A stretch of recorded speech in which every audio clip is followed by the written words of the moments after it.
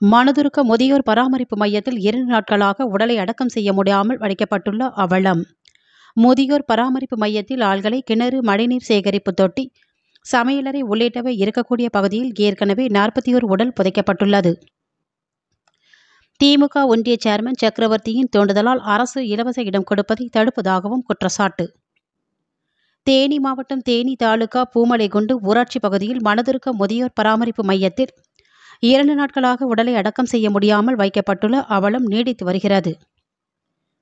திமுக தேனி ஒன்றிய சேர்மன் சக்கரவர்த்தியின் தூண்டுதலால் அரசு இலவச இடம் கொடுப்பதை தடுப்பதாகவும் குற்றச்சாட்டு தெரிவிக்கப்படுகிறது. மனதுருக்க முதியோர் பராமரிப்பு மையம் கடந்த 13 ஆண்டுகளாக பூமலைகுண்டு கிராமத்தில் செயல்பட்டு வருகின்றன.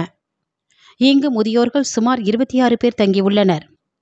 இந்த பராமரிப்பு இல்லத்தில் இறக்கக்கூடிய முதியவர்களுக்கு அடக்கம் செய்ய போதிய இடவசதி இல்லாததால் கடந்த 2019ஆம் ஆண்டு முதல் 2024 இன்று வரை முதியோர்கள் அடக்கம் செய்ய இடம் கேட்டு தொடர்ந்து மாவட்ட நிர்வாகத்திடம் மனு அளிக்கப்பட்டது. மாவட்ட நிர்வாகம் அரசு புறம்போக்கு நிலங்களை வழங்க முன்வந்தாலும் முதியோர் இல்லத்திற்கு அடக்கம் செய்ய இடம் கொடுக்கக்கூடாது என தொடர்ந்து தேனி ஒன்றிய சேர்மன் சக்கரவர்த்தி தெரிவிக்கப்படுகிறது. முதியோர் பராமரிப்பு மையத்தில் 120 பேர் இறந்துள்ளனர். முதியோர் வளாகத்தில் இதுவரை 41 முதியவர்கள் மற்றும் ஆதரவற்றவர்கள் அடக்கம் செய்யப்பட்டுள்ளனர்.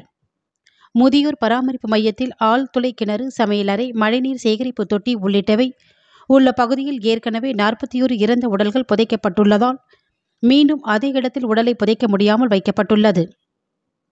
கடந்த 2 நாட்களுக்கு முன்பு கூட இறந்தவரின் உடலை முதியோர் பராமரிப்பு மையத்தில் அடக்கம் செய்யப்பட்டன.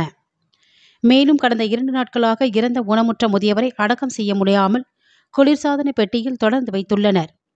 எனவே உடனடியாக தமிழக முதலமைச்சர் முதியோர் பராமரிப்பு மையத்திற்கு உடல்களை அடக்கம் செய்ய இடம் வழங்க மாவட்ட நிர்வாகத்திற்கு பரிந்துரை செய்ய வேண்டும் எனவும் கோரிக்கை விடுத்துள்ளனர்.